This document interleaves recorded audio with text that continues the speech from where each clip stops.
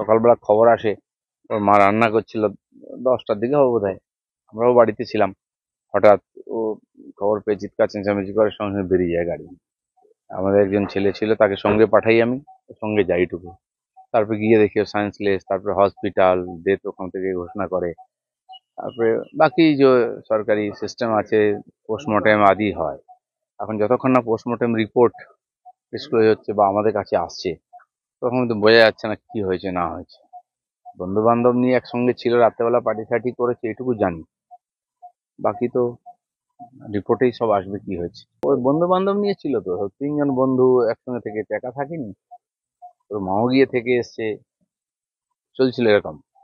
কি ঘটনা হয়েছে, কিন্তু যে প্রবলেমটার কথা বলা হচ্ছে, ড্রাগ বা ইত্যাদি, প্রবলেম আগের থেকেই ছিল।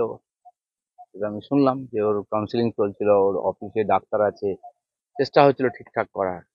আর কি কারণ হতে পারে, হঠাৎই বা একদিন হয়ে গেল, কারণ একা তো ছিল না, দুদিন হয়েছে, বাকিরাও ছিল সঙ্গে। কেন হলো কি হলো সেটা পুলিশ দেখি জিজ্ঞাসাবাদ করেছে। বাকি রিপোর্ট এলে বোঝা যাবে ঘটনাটা কি। একটা তরতাজা যুবক, সব দিক দিয়ে ফিট, সব ভালো।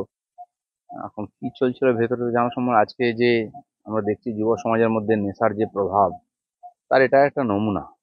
কতদূর হয়েছে, কি হয়েছে, কি নেশা নিয়েছে কিনা, সে তো কিছু বলতেই পারেনি, সে তো আগেই শেষ হয়ে গেছে, কিছু করার সুযোগও ছিল না। আমার মনে হয় আগামী দিনে সেটা বেরোবে, এবং এই ব্যাপারটা একটা বড় শিক্ষা আমাদের সবার জন্য। আজকে আমাদের ছেলেমেয়েরা কোথায় যাচ্ছে, কি করছে, তাকে মানুষ করে দেওয়া মানে খালি পড়াশোনা করিয়ে শিখিয়ে দিলাম চাকরি পেয়ে গেল, এটাই সব নয়। তারপরে এত বড় রিস্ক থাকছে, এটাই চিন্তার বিষয়।